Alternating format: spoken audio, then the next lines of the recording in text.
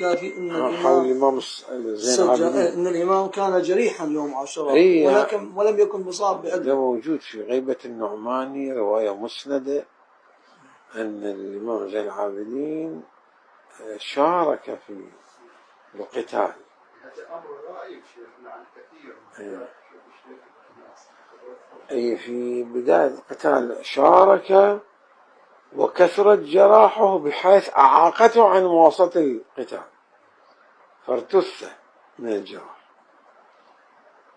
وفي أصول كافي أيضا في الجزء الأول يعني نوع من الجدال بين عبد الله بن عباس الذي جاد الإمام زين العابدين، فأشار بالتالي إلى عبد الله بن عباس زاد الإمام يعني نقول بهالمعنى. نعم. فمن ضمن اعتراضات أنه بالتالي أنت هم قمت ويا والدك الحسين بالثورة العسكرية وكذا مسلحة، لأنه توصيل القرآن شيء آخر. فالمهم رد عليه الاعتراض، قال لي هاي توصيل القرآن في مورد آخر احنا لقونا أنا وأبي حسين الذي قمنا به يعني النهضة العسكرية المسلحة الذي قمنا به من وادي آخر. هذا مضمونا أن الإمام شاء. وأيضا أخيرا قلت لك أنه أكو هذا أجيب لك نعم. أصل روائي للفضيل بن الرسان.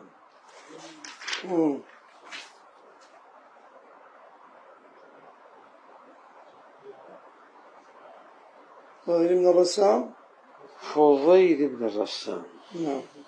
الفضيل بن الزبير الأسدي يسمونه بالرسام، هي نفسه. الفضيل بن الزبير الأسدي الرسام الكوفي.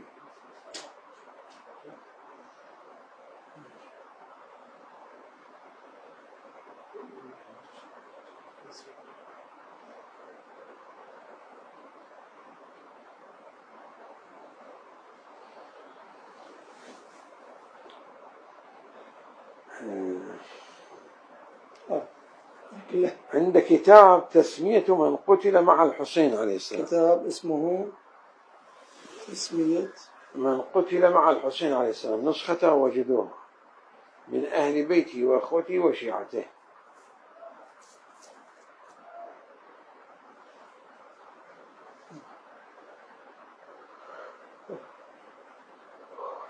يذكر الذي جمعه المحدث الزيدي من الزيدية الفضيل بن الزبير الأسدي الرسان الكوفي من أصحاب الإمام الباقر والصادق.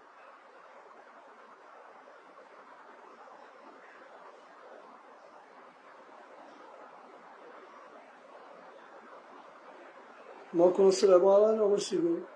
ليش اليوم؟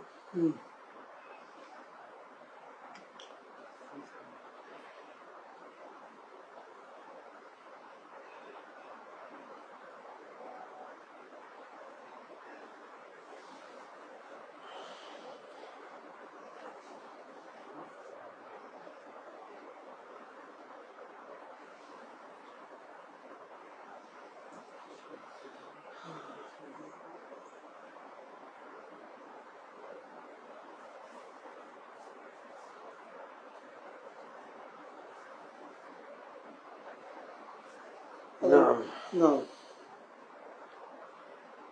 يعني هو من أصحاب الباقر كذا وكذا. وعن كتاب مقاتل بالفرج عن موجود أيضا بسنده عن عبان بن عثمان عنه عن الفضيل بن الرسان عن فروة عن أبي جعفر. أي على كل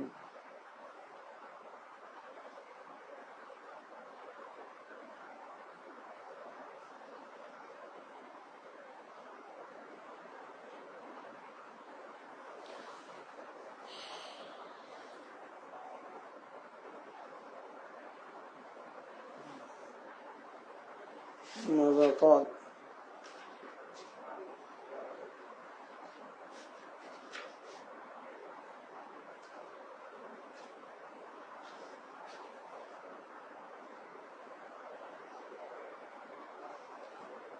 في كتاب هذا الفضيل بن الزبير بن غسان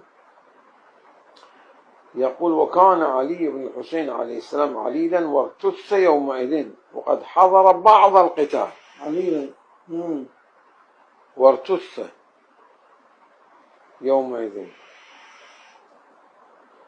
وقد حضر بعض القتال فدفع الله عنه وأخذ مع النساء هو ومحمد بن عمرو بن الحسن حفيد الإمام الحسن والحسن بن الحسن بن علي بن أبي طالب حسن أيضا ارتثه. بس ما يذكر يقول كان عليلا. كان علينا وارتث يومئذ. ارتث يعني بالجراحات. إذن وهو علي القاتل الله السلام. يجوز. إيه كان علينا. وقد حضر بعض القتال فدفع الله عنه. بن نعمان ايش يقول؟ هم يقول كان علينا. لا في العثمان في ربة النعمان كان شارك كذا في القتال وارتث. إيه ما كان علينا. يعني يدخلنا بالجراح يعني. طبعا. يقول لك وقد حضر بعض القتال. قاتل.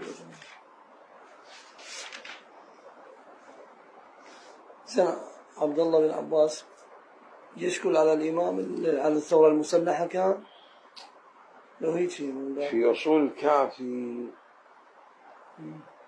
الأصول الكافي يرسل عبد الله بن عباس أحد الرواة وكذا فيقول: ما تفسير هذه الآية؟ واصبروا وصابروا ورابطوا وكذا. كان ما يتعريض بالإمام السجاد والإمام الحسين هو لماذا لم يرابط أو يصابر؟ واصبروا وصابروا ورابطوا كان تعبير في الآية الكريمة. ما عندكم شو اسمه؟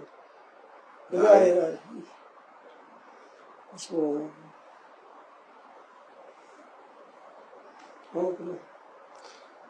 ما طلعتوا الآية؟ استخراج الآية. يا الذين آمنوا اصبروا وصابروا ورابطوا. أي فيها سورة؟ آل عمران. أي آية 200. فقال له: اذهب لزين. قلت: ما هو تفسير الآية؟ أنت عريض. فقال لي: قول لي تفسير الآية إنما هي موردها وموطنها الإمام الثاني عشر وهو من ولدي ولد الحسين، وليس هذا موضع، وإنما موضع ما قام به أبي وقمت به كذا كذا. مثلا آية أخرى. وذكر أيضا الإمام زين العابدين قال لهذا الوسيط: اذهب وقل لعبد الناس ما تفسير آية من كان في هذه أعمى فهو في الأرض ما ضل سبيلا. فهناك يعني واضح فيه أنه اعتراض عبد الله بن عباس عن الإمام زين العابدين بالحرب، أصل مشاركة في الحرب.